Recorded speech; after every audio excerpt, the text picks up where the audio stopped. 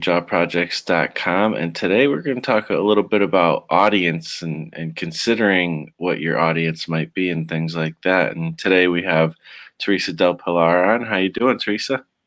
I'm doing all right, thank you. How are you? I'm doing good. Just getting up and getting into the routine of making comics, trying to stay awake, drink some coffee. Um, Yep. yeah, you got the coffee going. So where can people find you, Teresa? They can find me here on YouTube, Teresa del Pilar, or on Instagram, same name, but with underscores in between the words. Awesome. And when you're coming up with an idea for a comic or you're developing an idea, how much does the thought of audience come into play when you're doing that? Do you think about that at all? Yeah, I do, because when I started making comics, I used to make like little one-page strips or little comedy strips to, dip my toe into comics. And I found that a lot of the times people didn't understand my jokes because I was so into my head that I didn't realize, like, oh yeah, I didn't mention that, so they didn't know that bit, so it can't be funny if they don't know that bit. So from an early stage, I became very aware of the fact that you're making comics so that other people can read them, understand them, and enjoy them. So I learned that early on because I was pretty rubbish at taking into consideration the reader. That's interesting. That you thought that learned that very early on. I think that generally, I don't think about audience at all. Um, it's weird because I've done this. I've done a lot of things with kind of music as well, and I feel like in some ways, I always have audience in mind with everything I do. But at the same time, if you ask me what's the demographic for this particular comic or whatever it is that I'm making, I wouldn't be able to tell you. And it probably would be some kind of muddled thing. And I hear a lot of people say, I just kind of make it for myself and kind of hope that there will be people who are like me who are into it. Um, what do you think about that? About kind of that approach? Um, yeah, well, I think that's more like branding and marketing type thing where you think about who you're going to sell it with or who's going to read it.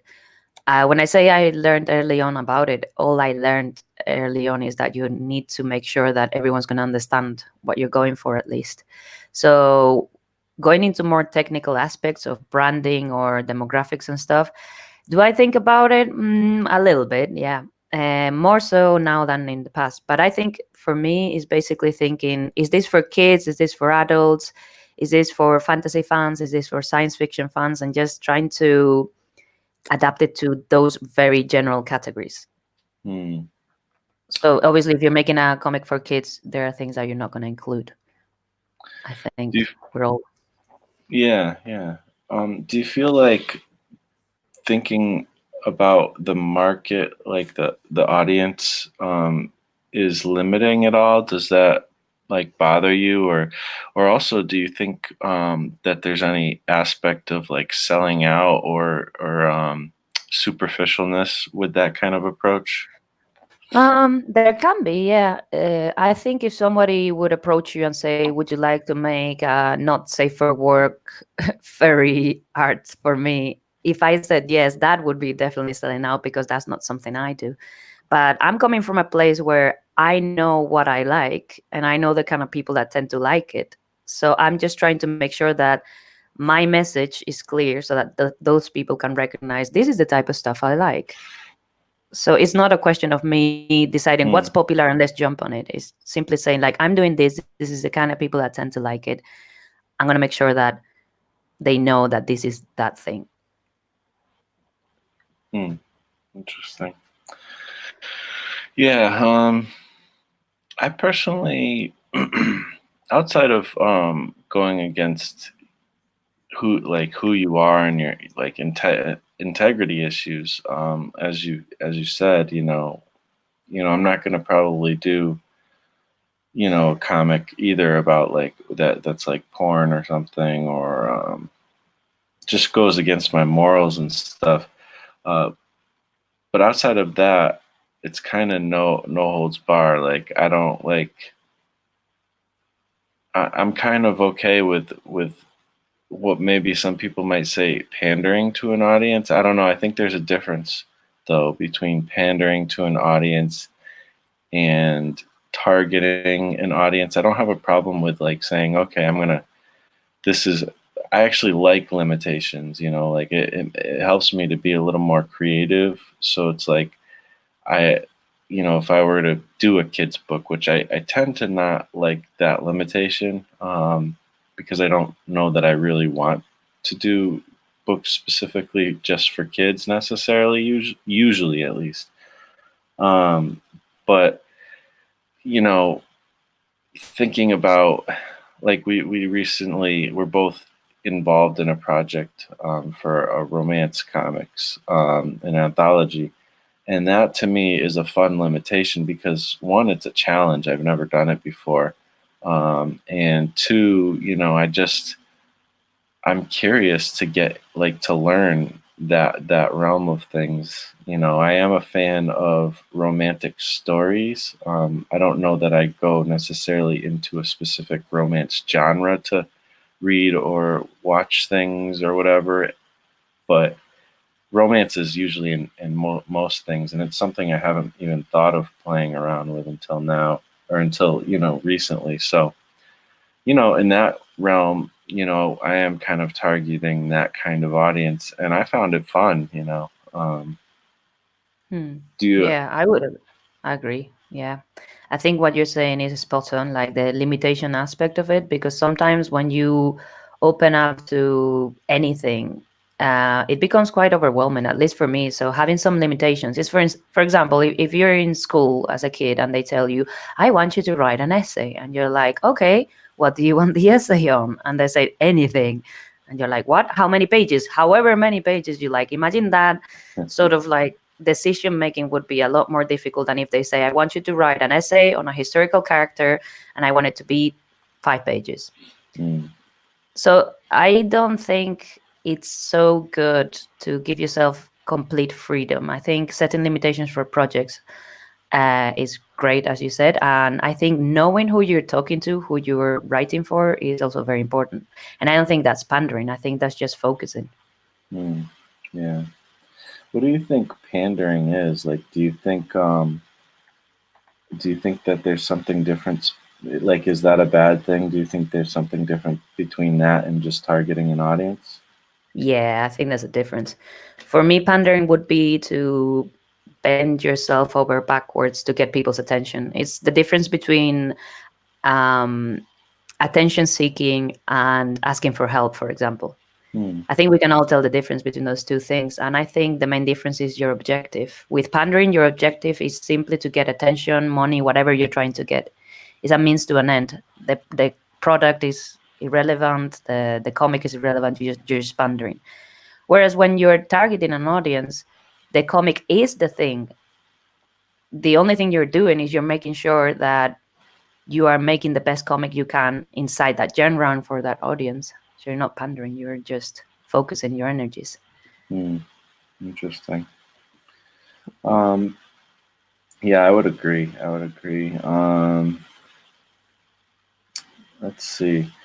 So I just want to think about a little bit more about this whole kind of doing what you want and then kind of hoping there's an audience.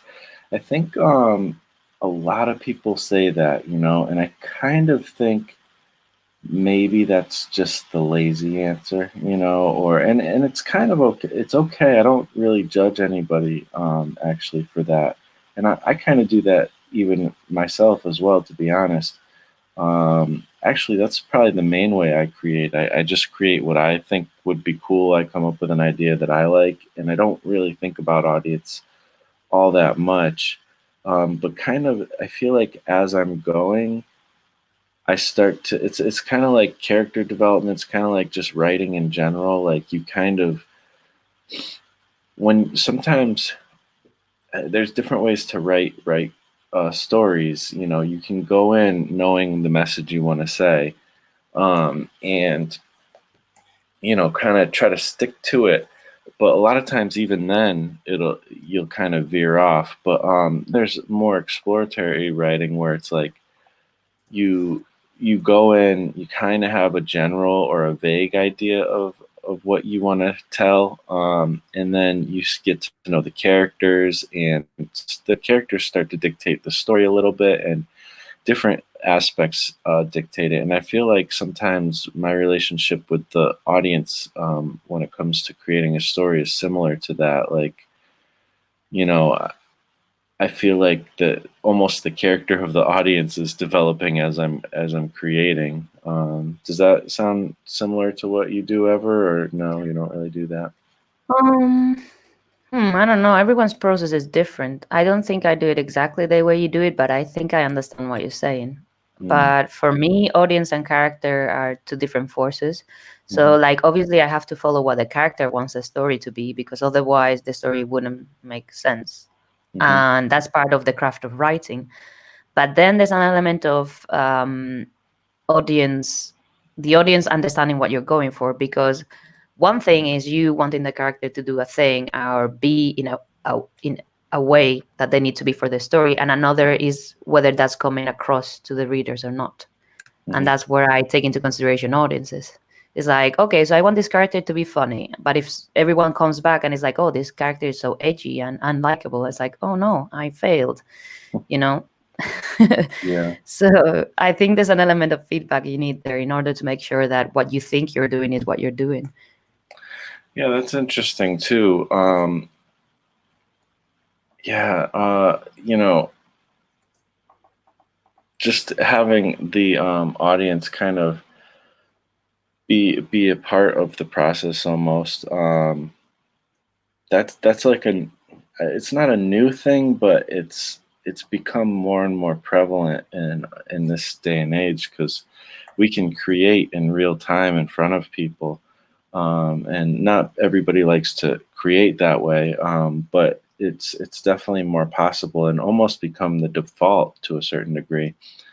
Um, so that's a whole nother interesting part of it, and even the show Lost, um, I wonder if they were pandering to an audience or not. But I didn't follow it as it was happening, but I've heard the stories, um, that they kind of used, uh, they took audience feedback, and that would kind of influence the storytelling a little bit, and they didn't have a particular end in mind exactly.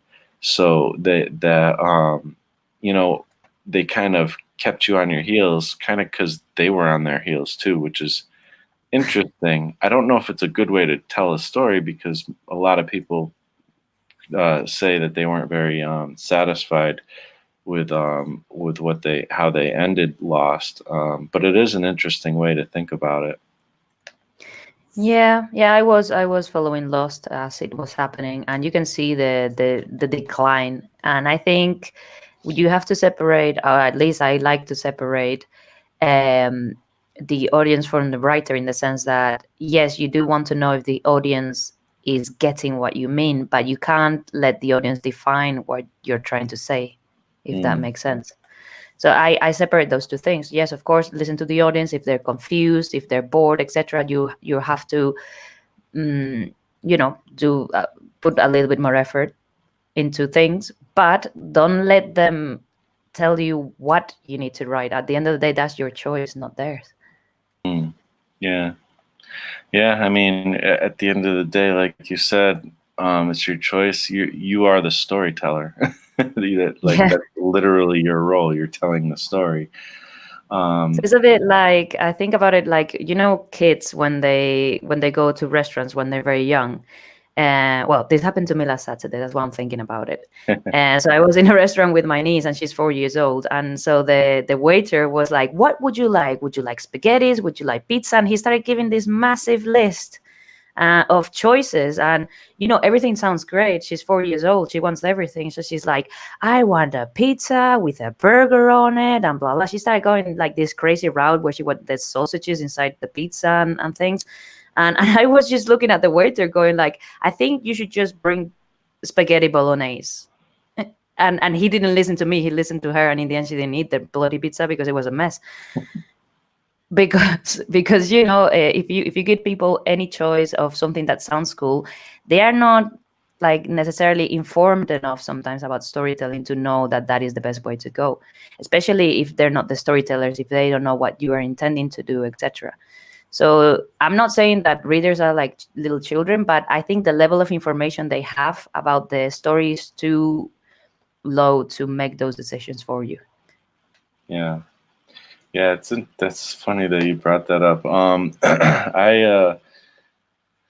I've been in similar situations, and I'm not a parent, so I really don't necessarily have a valid opinion in it. But at the same time, when I see parents, asking the kid, what do you want to eat, this type of thing, I can't help but think in my mind, like, just tell them what they're going to eat.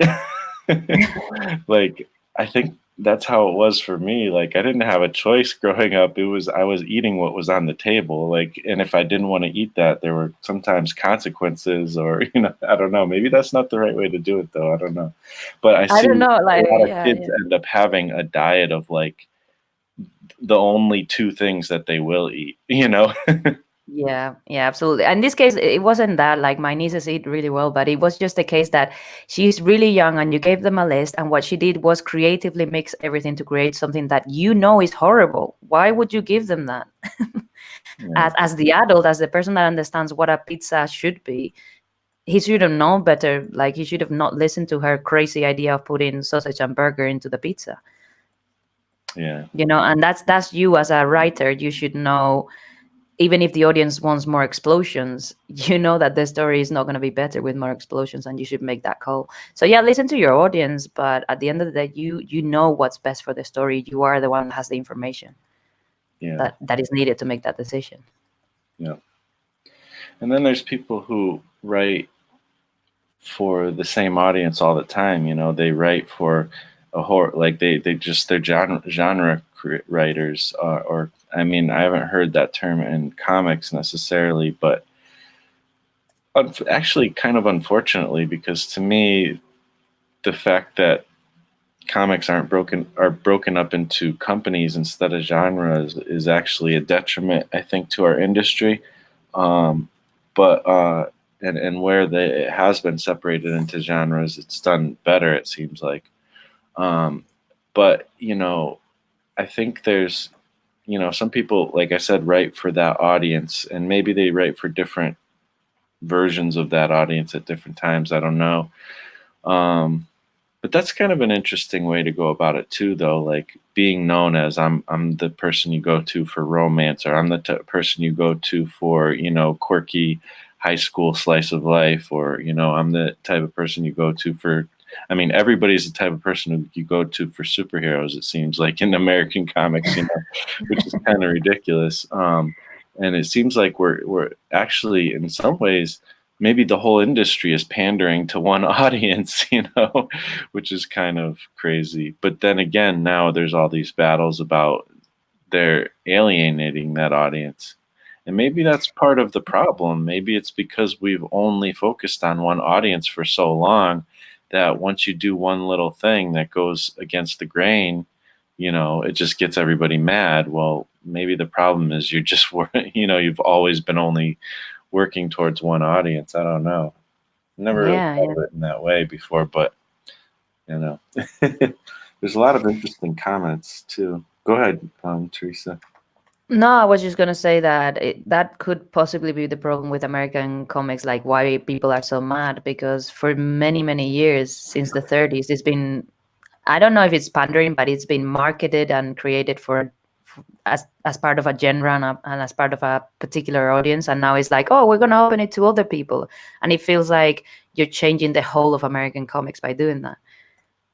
Yeah, Yeah, it's crazy. It's and then you get the questions, well, how come, how come girls don't read comics? How come this, young generation doesn't read, it's because you've been making the same thing for, 20 years or whatever. Um so yeah, I don't know. I think it's interesting. I think we're kind of opening up into more possibility, with self-publishing becoming something that can actually be pretty viable. So I don't know. It's going in a good direction. I kind of wish it would go quicker, personally. I almost feel like I want to write for anything but the typical superhero audience sometimes, because it's like we need more. Yeah, yeah, I feel that way as well because I think the reason why I didn't get into comics earlier in life, I got into comics quite late, as I was 19 or something, is because I felt like it wasn't for me. Mm, Like this is clearly not for me. It's like, when something is marketed in a way that shouts at you, get away, this is not for you. Like, I yeah. don't know, like as a little boy you see everything full of pink bows and ponies, and like that is not for me. I'm not even gonna go close to that because they're telling me get away from it. So that's how comics felt for me. It's like, no, this is not for me. They're telling me, I shouldn't be here type thing. Yeah, they make But you feel like unwelcome. That's crazy. yeah, And you don't but feel that's that way about marketing as well. books. It's like books aren't just one genre, one audience. It's Mm, yeah, absolutely. crazy. Interesting.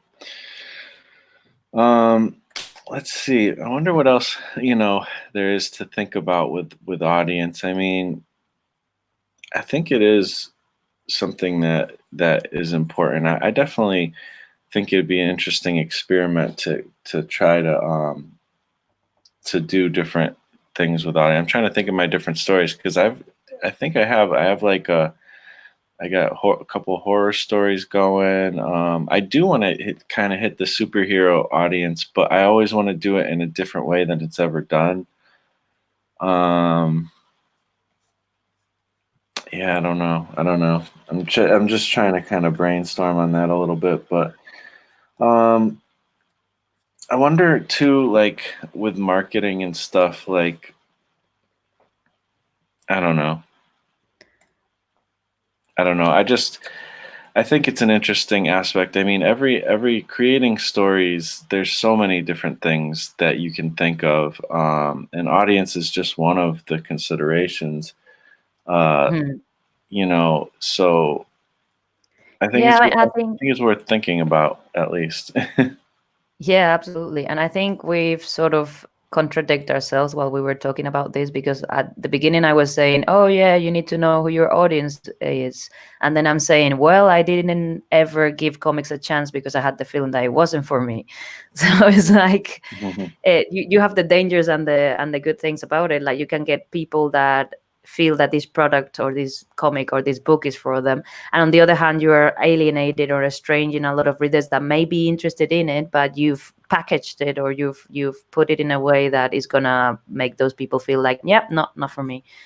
Mm, yeah, So you have to walk that line carefully because trying to cater for everyone is catering for nobody, but at the same time you don't want to be so close in your audience selection that you have like 50 people and that's that type thing. yeah, yeah. That's a good point too. I think it is important to, especially from a marketing standpoint, is to not, you hear it sometimes in interviews, people will be like, well, what is this? What would you say is the intended audience or whatever? And, and it would be, it's like, oh, this is kind of there's something in there for everyone and all that. And that's actually, unless you're, prime time TV, you're really like out there, you don't really ever want to have that strategy. Yeah. And if, like you said, if it's for everyone, then it's not really for anyone. And yeah, I don't know. I definitely think there's a benefit to doing that. Yeah, I don't know. I don't think I have a lot more to say about audience, to be honest. No, there's not a lot to say. Like, choose which audience you're trying to talk to in order to use the language they will understand, and then try not to alienate everyone else in the process. I think that would be the way to go. Yeah.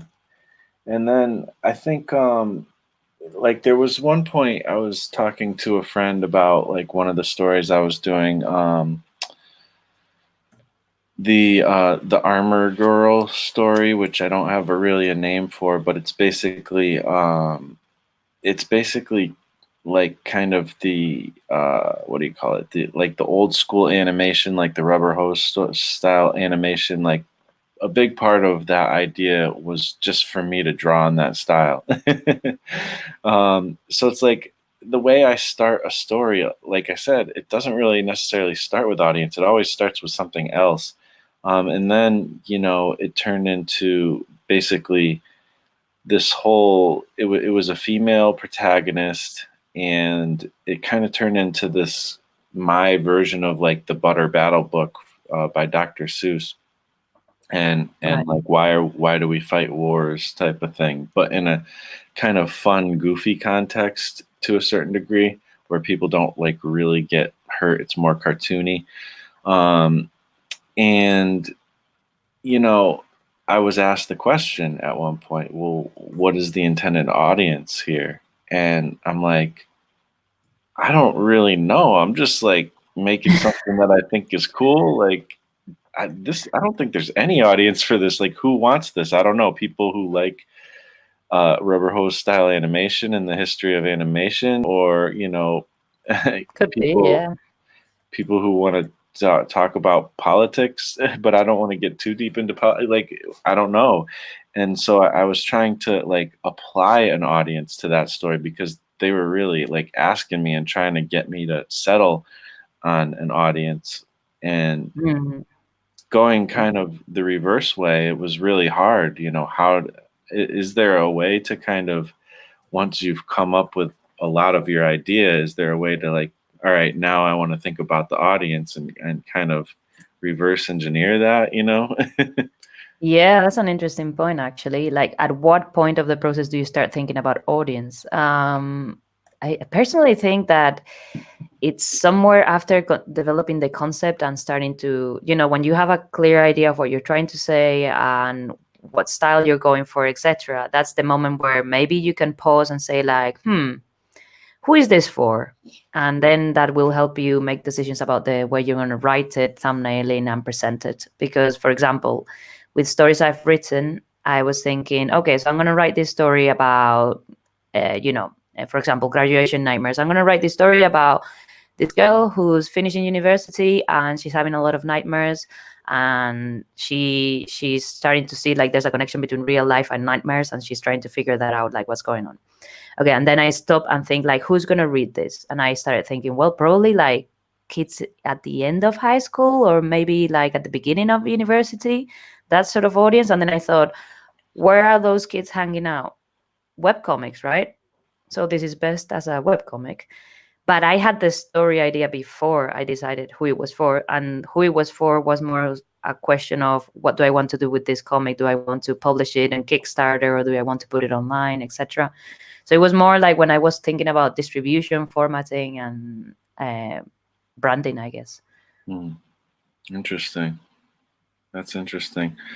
Um, yeah, yeah, and it's interesting too. Like, what are the considerations? When you're thinking of different audiences too. Like, um, and there's also that kind of double audience too. Like, I think of like The Simpsons, maybe, where there's definitely kind of adult humor, not like crass adult humor necessarily, but there's things that adults will get that kids won't get, but a kid could watch that show and enjoy it. So there's kind of that aspect, and then there's like, you know what's yeah, like kind of figuring, like the fact that you know just because it's set in a high school doesn't mean it's something that high school kids should read, that kind of thing.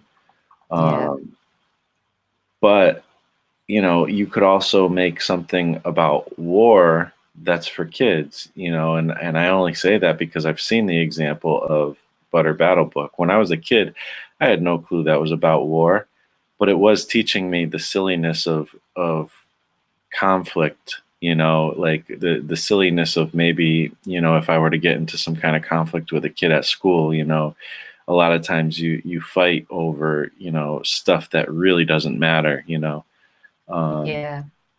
so it's interesting. It's really I interesting. don't know.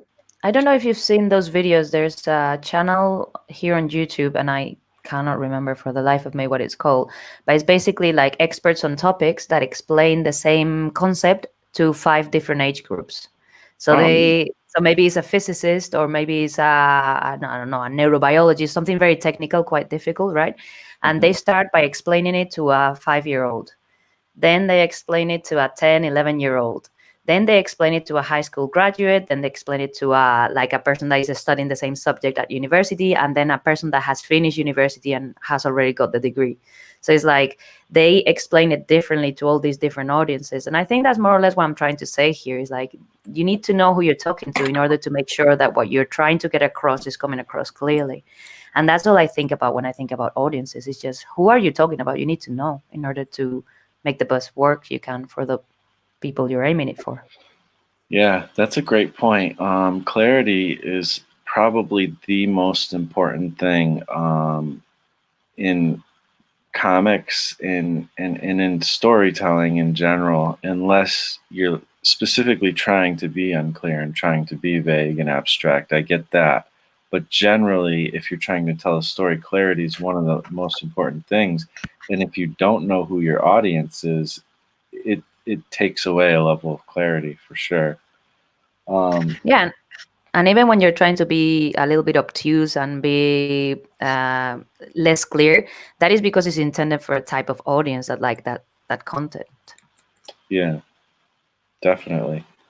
And they have a certain language as well. And I guess that's kind of part of it is what is the language that your audience kind of speaks in, or understands, what are the symbols that they resonate with.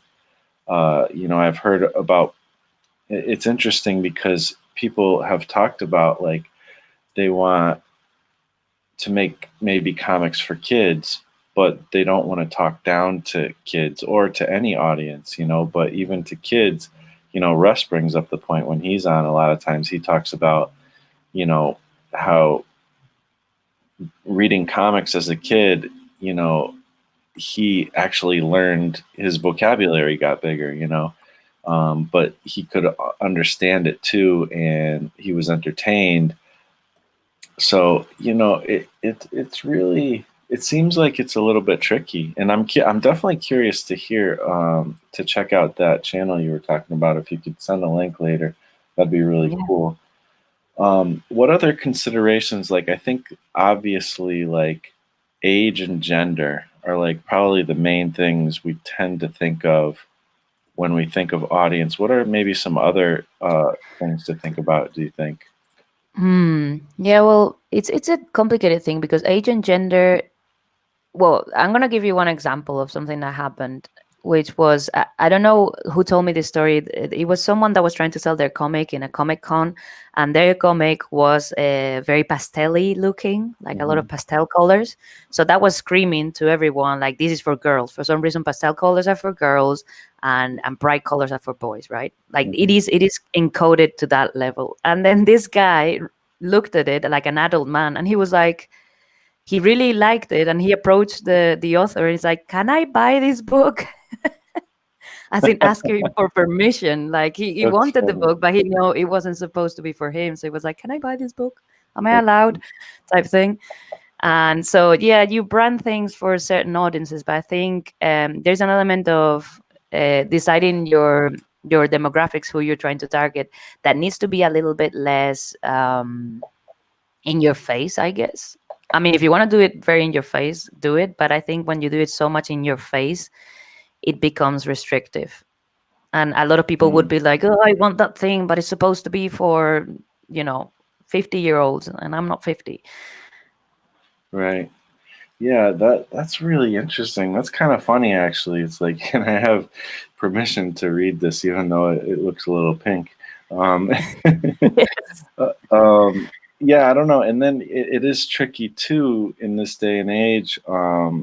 You know, it was pretty much assumed that girls like stuff that's pink and boys like stuff that's like got explosions or something. But that doesn't really that it while that there probably is something to that, I think, personally. At the same time, that's not necessarily true, and I think we've grown as a culture to realize that that's not always the case. Mm, There's no reason why pink should be off limits to me. I think it's a perfectly interesting color and one that I use in my own art as well. um, yeah. but so, and also just the politicizing of some of these like gender issues and stuff. So in that way, you could actually almost get in trouble, like trying to pander to a specific gender, and you might be labeled as like sexist or something. Mm, You know, do you what whatever kind of author you are, you may or may not even care about that. To each his own. But I'm just saying, like, those things are possible considerations. um, mm, I do think it's interesting. I think culture has something to do with the consideration as well, like even the country you live in or don't live in. I mean, if I were to create, like, I've often thought about the idea of creating like a manga for um, a Japanese audience, just to see, if I could, even if I did it in my own style or an American style, not necessarily trying to work in their style, but could I make a comic in my own style that would resonate with them? And there's obviously a very different format to the way they make comics. I would try to get it done in their language, and you know then I also have to think about cultural things. Like, culturally, Japanese their value system is based in kind of a totally different perspective. They, at least from what I've heard, they tend to think more about less individuality and more the society as a whole is where their values more stem from. And that's something that I don't understand as an American. We're big on rugged individuality. Um, so it would be interesting even trying. But mm, even Japanese creators have created things that are more marketable to an American or a Western audience, and have been successful. I think of like Alita Battle Angel is actually a little bit less Japanese culture and more American, mm. and some other manga have translated better, in Western societies. What Yeah, do you think about culture? oh, sorry. I was just saying, what do you think about that with the culture type considerations? Well, yeah, it's funny you should mention that because one of the most famous mangas of all time is Akira, Hmm. Akira or Akira, or however you say it, and that was Katsuhiro Otomo's try to break into the American market. Like he was specifically trying to make a manga that would resonate with American audiences. So he studied the American comic market and he decided on Akira for them. And even though he was obviously drawing from his previous work, from the things that he was interested in, etc., he even got his comic colored to distribute in Europe and America because he thought, like, yeah, in America they like them colored, so I'm gonna get it colored. And if you buy the European or American version of Akira, is in color, like in the typical 80s color that they used to do. Yeah. And so, trying to put yourself in the position of an audience that has nothing to do with your own experience could really bring forth super interesting stuff in your work that you would have never otherwise like found. Yeah. Yeah, definitely. And Or then, it may be a train wreck. I don't know.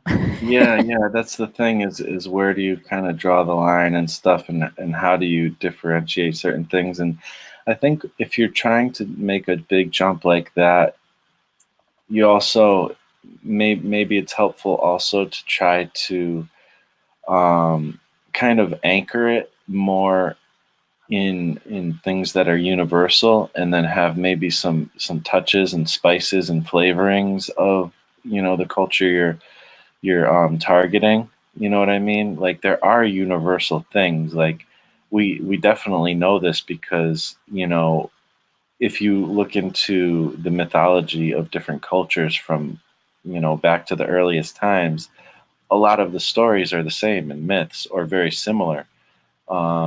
And you see, like even in the wisdom literature in ancient times from all different cultures, you see a lot of similar themes.